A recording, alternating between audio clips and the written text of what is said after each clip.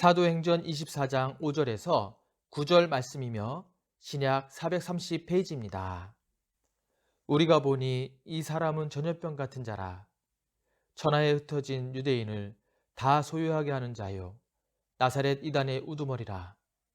그가 또 성전을 더럽게 하려므로 우리가 잡았사오니 당신이 친히 그를 신문하시면 우리가 고발하는 이 모든 일을 아실 수 있나이다 하니 유대인들도 이에 참가하여 이 말이 옳다 주장하니라.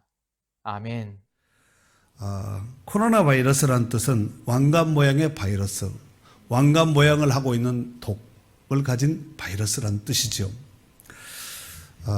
그 옛날에 그 서울 우유인가 이렇게 우유 한 방울 탁 떨구면 이렇게 톡 떨어지면서 왕관 모양 난 거 딱 그 모습을 생각하시면 딱 좋으리라 생각됩니다. 특히 14세기 유럽에 발발했던 흑사병을 다른 말로 패스트라고 하는데, 이 패스트에 걸리면은 3일 안에 죽는 거예요. 여기 딱 발발되면은 3일 안에 죽는 겁니다.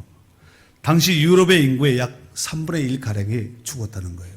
약 7천만 명이 그냥 삽시간에 그냥 태풍 지나가듯이 휙 지나가서 죽고 말았다는 것입니다.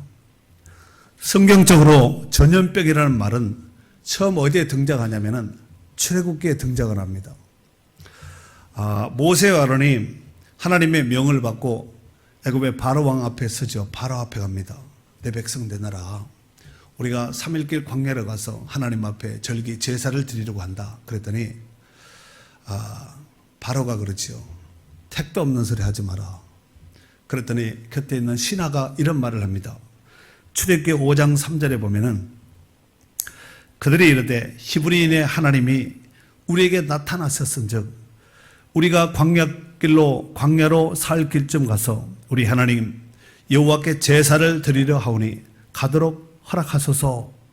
여호와께서 전염병이나 칼로 우리를 치실까 두려워하나이다. 여기 보면은 전염병이나 칼로 우리를 치실까 두려워하나이다. 치는 주체가 누구예요? 여호와께서 친다는 거예요. 보내지 않으면 칠까 두렵다는 것이죠. 빨리 보내자는 겁니다. 그리고 그래도 말을 듣지 않자 모세를 통하여서 하나님께서 이제 애굽에 10가지 재앙을 쏟게 하죠. 그 중에 5번째가 돌림병이라는 병의 재앙을 받습니다.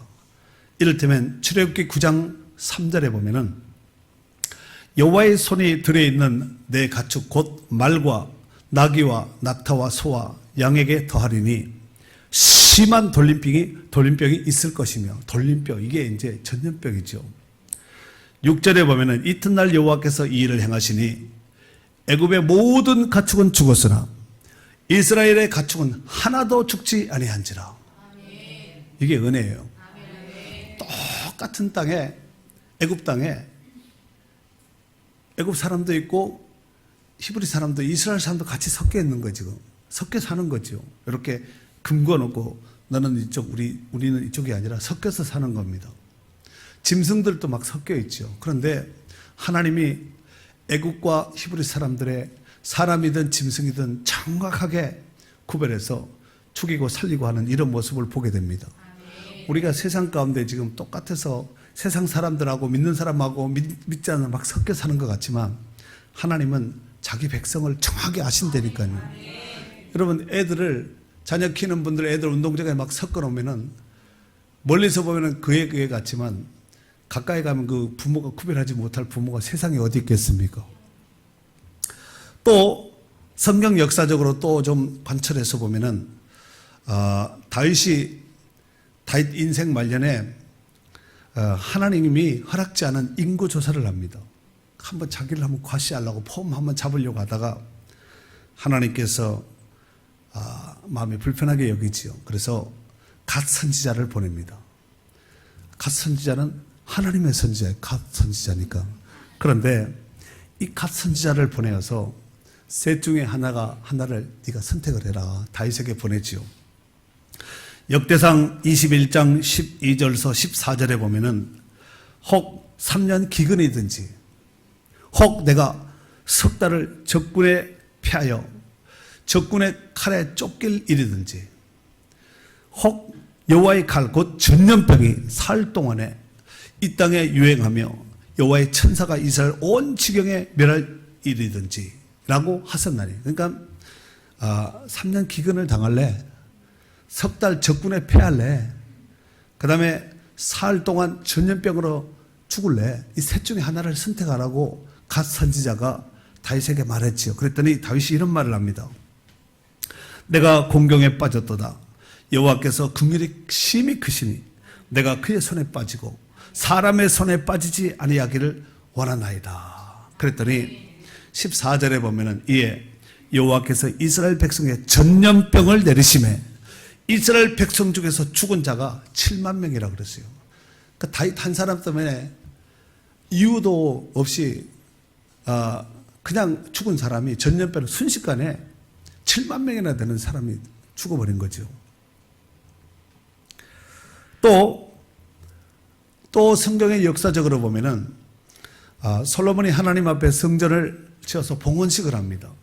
그때에 역대하 6장 28절에 보면은 솔로몬이 이런 기도하죠. 손을 들고 이렇게 기도하는 거예요. 만일 이 땅에 기근이나 전염병이 있거나 곡식이 시들거나 깐부기가 나거나 메뚜기나 황축이 나거나 적국이 와서 성읍을 에워싸거나 무슨 재앙이나 무슨 질병이 있거나를 막론하고 한 사람이나 주의 온 백성 이스라엘이 다 각각 자기의 마음의 재앙과 고통을 깨닫고 이 성전을 향하여 손을 펴고 무슨 기도나 간구를 하거든 저는 들으시고 그 병 고치시고 그 응답해달라고 하나님 앞에 기도하지요. 이렇게 솔로몬의 기도가 이제 그 뒤에 되면 쭉 이어집니다. 이어진 기도가 다 마치자 하나님께서 그 다음 장에 보면은 7장에 응답하지요. 7장 12절에서부터 쭉 보면은 하나님께서 어떻게 솔로몬에게 뭐라고 말씀을 하셨냐면은 밤에 여호와께서 솔로몬에게 나타나서 그에게 이르시되 내가 이미 내 기도를 듣고 이곳을 택하여 내게 제사는 성전을 삼았으니 혹 내가 하늘을 닫고 비를 내리지 아니하거나 혹 메뚜기들에게 토산을 먹게 하거나 혹 전염병이 내 백성 가운데 유행하게 할 때에 내 이름으로 일컫는 내 백성이 아무나 와서 그렇게 하면 안 되죠. 내 이름으로 일컫는 내 백성이 그들의 악한 길에서 떠나 스스로 낮추고 죄를 버리고 하나님 앞에 겸손하게 낮추고 기도하여 내 얼굴을 찾으면 내가 하늘에서 듣고 그들의 죄를 사하고 그들의 땅을 고칠지라. 이제 이곳에서 하는 기도에 이곳에서 하는 기도에 내가 눈을 들고 귀를 기울이니 이는 내가 이미 이 성전을 택하고 거룩하게 하여 내 이름을 여기에 영원히 있게 하였습니다. 내 눈과 내 마음이 항상 여기에 있으리라 그랬습니다. 하나님의 눈과 하나님의 귀가 항상 있는 성전입니다. 예수님도 말세에 종말의 징조 중에 전염병이 있을 것이라고 말씀하셨습니다. 이를테면 누가복음 21장 11절에 보면은 곳곳에 큰 지진과 기근과 전염병이 있겠고 또 무서운 일과 하늘로부터 큰 징조들이 있으리라 그랬습니다. 여러분, 전염병은 말세 때 하나님께서 심판하시는 또 재앙으로 쏟으시는 그 징계 중에 하나가 전염병이 있다니까. 첫째 기근과 지진과 전염병이 있으리니 그랬잖아요. 사랑하는 성도 여러분, 저는 최근 발발할 이 코로나 바이러스도 하나님의 심판적 재앙이라고 생각합니다. 우한 지역, 지금 이 코로나 바이러스가 발발했던 그 지역이 우한이죠. 우한 지역의 인구가 한 1100만 정도 되는 큰 도시입니다. 그런데 이 우한 지역에서 온 어떤 선교사님의 이 편지 글을 잠깐 소개하도록 하겠습니다. 2019년에 작년에요. 우한이 종교정책 시범지로 지정되어 교회 핍박이 가장 심하여 현재 우한에서만 48개 지하교회들을 강제로 폐쇄시켰습니다. 2018년 작년 재작년에요. 말에는 저희들을 제외한 거의 모든 선교사들을 단체로 추방했습니다. 다 추방될 때 이 선교사는 아마 어딘가 남아 있었던 것 같죠. 그런데 이것 신문에 나왔는데 그 이제 우한 측의 신문에 난 얘기인데 그 종교 규제 정책을 실행하는 부서의 가장 높은 사람이 이번 우한폐렴 공무원 사망자 제1순위로 세상을 떠났다네요.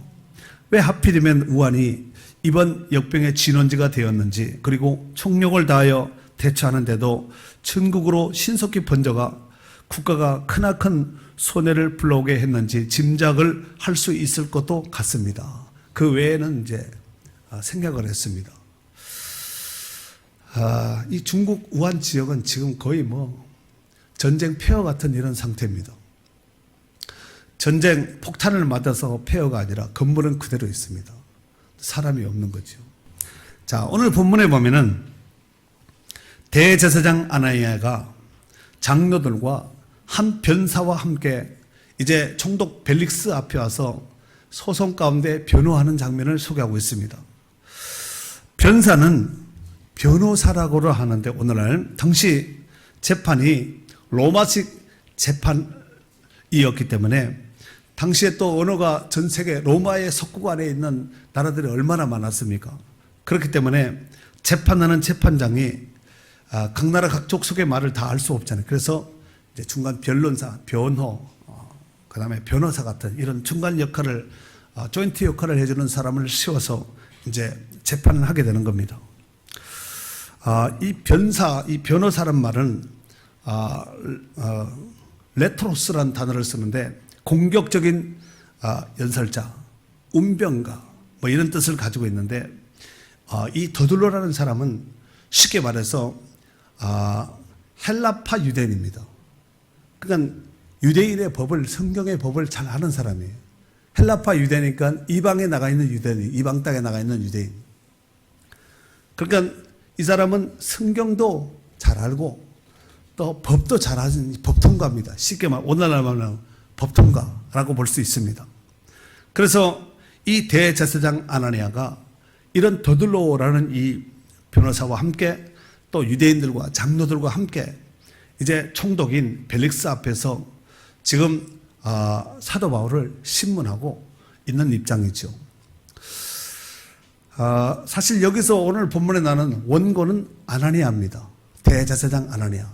그리고 피고는 사도 바울입니다. 그리고 현재 최종적인 법에 대한 최종적인 판결은 누가 하냐면은 벨릭스가 하는 겁니다. 그러면은 원고와 피고가 있으면 우리나라 개념에서 봤을 때는 피고 입장에서 변호사가 서야 되는 것이 맞는 거 아니에요? 그런데 원고 입장에서 변호사를 데려왔습니다. 그리고 사실 이 아나니아는 대제사장이거든요. 1절에 보면은 닷새우의 대제사장 아나니아가 그러잖아요. 대제사장 아나니아. 그 뒤에 보니까 어떤 장로들도 나오죠. 여러분, 대제사장, 장로 이런 사람들은 쉽게 말해서 유대 종교계에 있어서 권위자입니다. 어른들이거든요. 그런데 이 어른들이 누구를 지금 걸고 있냐면은 사도 바울을 지금 걸고 있는 거예요. 그런 내용이 이제 그 아래 이제 3가지 정도가 이렇게 나오는데 조금 이따가 보도록 하겠습니다. 자, 그런데 이 아나니아가 변사, 말 잘하는 공격적인 운병가인 이 더둘로를 세워놓고 말을 하는데, 더둘로가 말하는 모든 것들은 다 누구의 말이냐면 아나니아의 말입니다. 이해가 되시죠? 아나니아의 말을 더둘로가 말 잘하는 더둘로가 법에 맞게 또 종교의 어떤 그 율법에 맞게 지금 딱 맞게 정리해서 지금 이렇게 지금 변호를 하는 거죠. 그 내용이 이제 3절서부터 8절까지인데 같이 한번 읽어볼까요? 자, 시작. 벨릭스가 가요. 우리가 당신을 신고 태평을 누리고 또 이 민족이 당신의 선견으로 말미암아 여러 가지 개선된 것을 우리가 어느 모양으로나 어느 곳에서는 크게 감사하나이다. 당신을 더 괴롭게 아니하리 하여 우리가 대강 여쭤옵나니 관양하여 들으시기를 원하나이다. 우리가 보니 이 사람은 전염병 같은 자라. 천하에 흩어진 유대인을 다 소유하게 하는 자요 나사렛 이단의 우두머리라. 그가 또 성전을 더럽게 함으로 우리가 잡았사오니. 자, 8절. 당신이 친히 그를 신문하시면 우리가 고발하는 이 모든 일을 아실 수 있나이다 하네. 그렇습니다.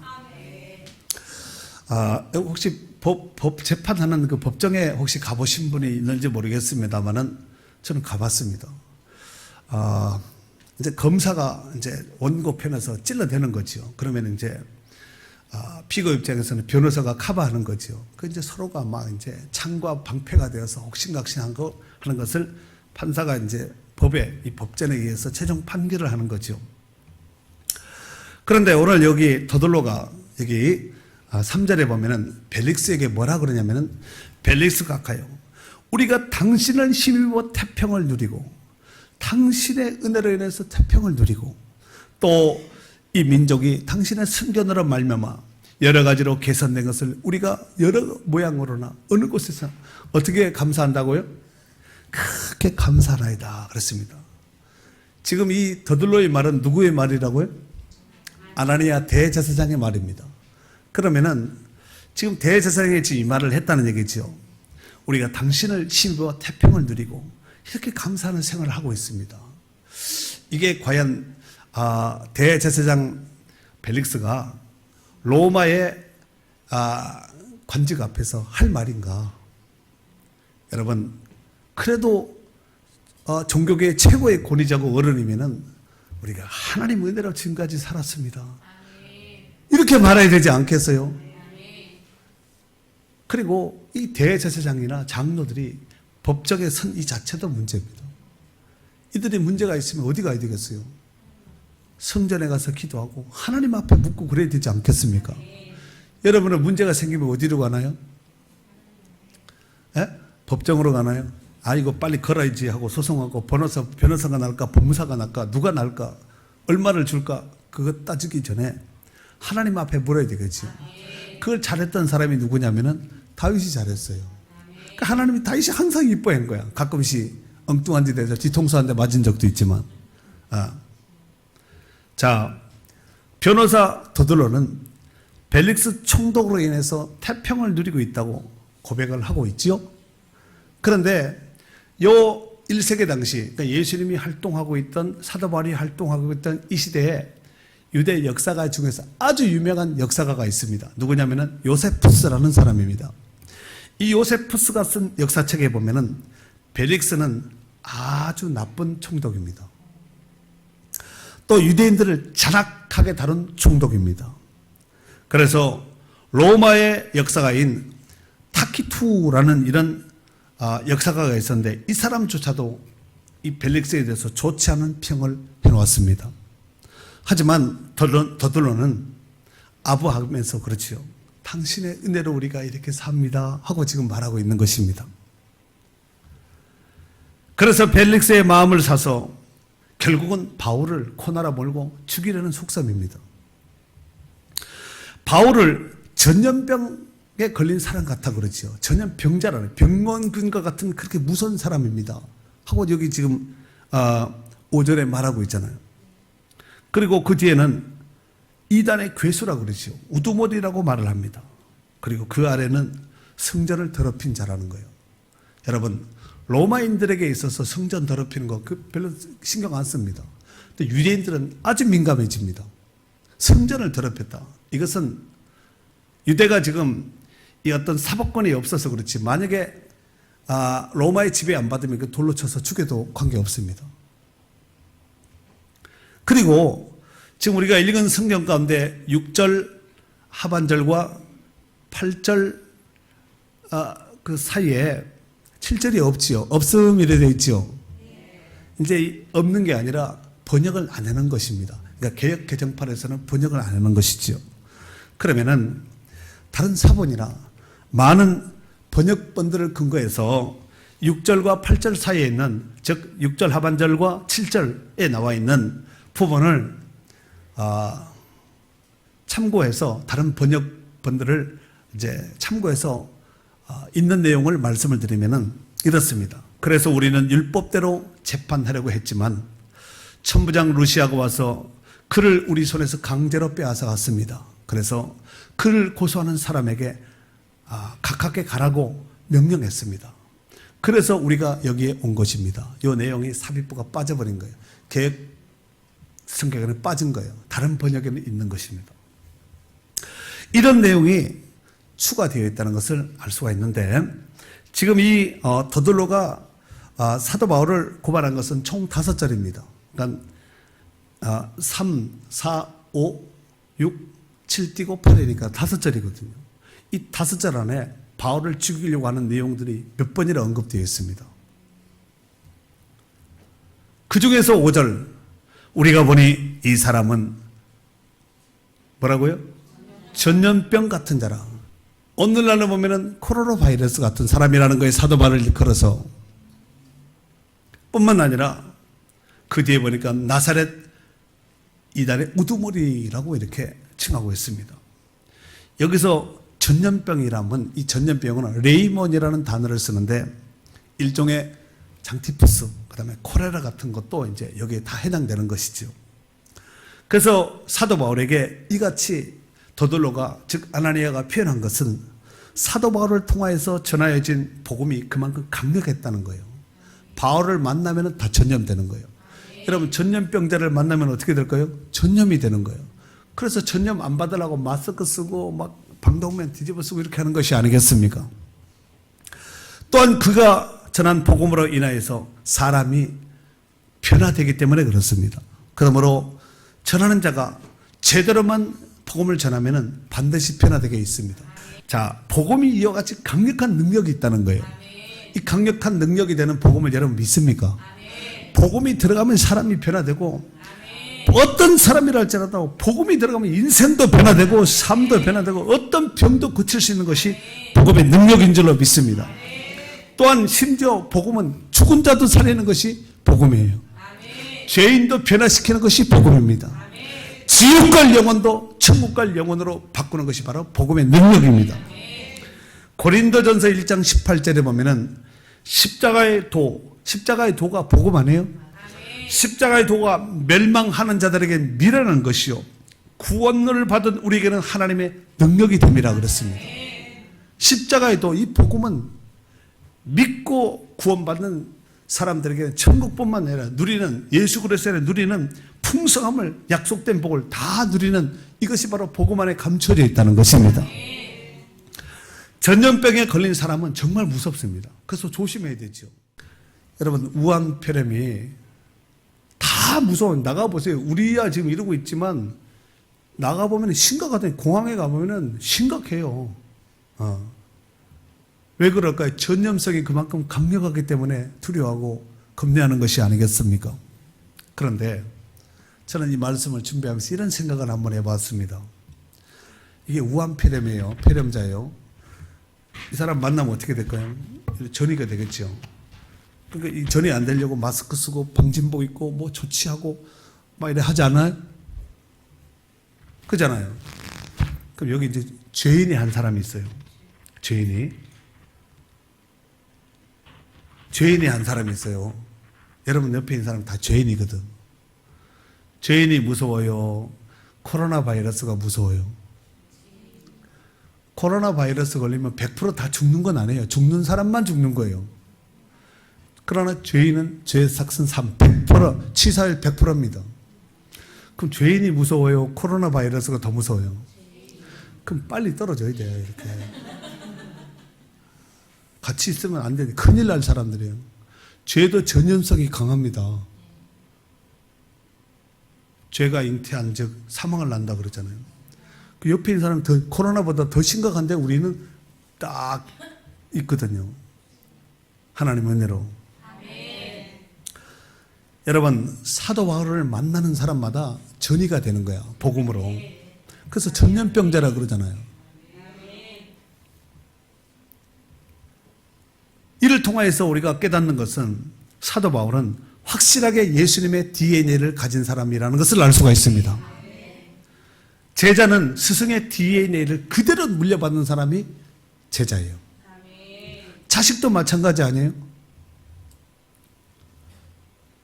제자는 스승이 했던 사역을 그대로 바톤을 이어받아서 하는 사람이 진짜 제자입니다. 우리는 예수 그리스도의 제자입니다. 그로 인해서 예수님께서 하신 사역을 우리도 감당해야 됩니다. 지금 전 세계 인구가 한 70억 정도 넘습니다. 그런데 코로나 바이러스에 걸린 사람은 1억도 안 돼요. 1억은 1000만 명도 안 됩니다. 100만 명도, 10만 명도, 10,000명도 안 돼요. 그런데 복음으로 감염된 사람은 70억 중에서 약 3분의 1 정도, 22억 정도 됩니다. 예수 믿는 사람들이. 그러면은 3분의 1이 사도 바울과 같이 예수의 전염병을 가진, 복음의 전염병을 전해받은 전이된 자들이라고 볼 수 있습니다. 그런데 아직까지 3분의 2는 아직 전이가 안 됐어요. 여러분들이 복음의 전염병자가 돼서 안 믿는 사람에게 가서 복음을 전해야 됩니다. 전이시켜야 되는 거예요. 사실 코로나 바이러스가 전하는 것은 안 좋은 것이지만 복음이 전이되는 것은 복입니다. 누룩처럼 겨자씨처럼 번성시켜야 됩니다. 이를 위해서 오늘 사도 바울은 생명불사 복음의 전염병자로서 또 나사렛 예수의 이단의 우두머리로서 이 사역을 그 시대 가운데 감당을 했다는 것입니다. 우리도 성령 충만한 이 복음의 능력을 덧입어서 안 믿는 사람이 나를 만나면 변화되고 바꿔져야 되거든요. 그렇게 만났는데도 안 바꿔지는 것은 우리가 복음의 DNA가 약하다는 얘기예요. 이게 복음의 오리지널 원석이 아니라 뭔가 짝퉁이 제 역할을, 기능을 못하고 있다는 얘기가 아니겠습니까? 진짜 이 바이러스, 복음의 바이러스를 가졌다면 딱 만나면 변해. 사도 바울을 만나면 변화되듯이 우리를 만난 사람 변화되어야 되거든요. 복음으로. 열심을 품고 주를 섬기라고 했고 때를 얻든지 못 얻든지 복음을 전파하는 이 사명을 우리에게 주셨습니다. 그러므로 오늘 이 코로나 바이러스에 발발한 이 모습을 보면서도 우리는 복음의 바이러스다, 복음의 전이자다 라는 생각을 갖고 누구를 만나든지 안 믿는 사람 만나면 전이가 되어서 변화되고 새로워지는 예수의 사람으로 거듭나고 성령의 사람으로 거듭나고 천국의 사람으로 거듭나는 이런 역사가 있는 강력한 DNA를 가진, 복음의 DNA를 가진 축복된 성도들이 될 수 있기를 바랍니다.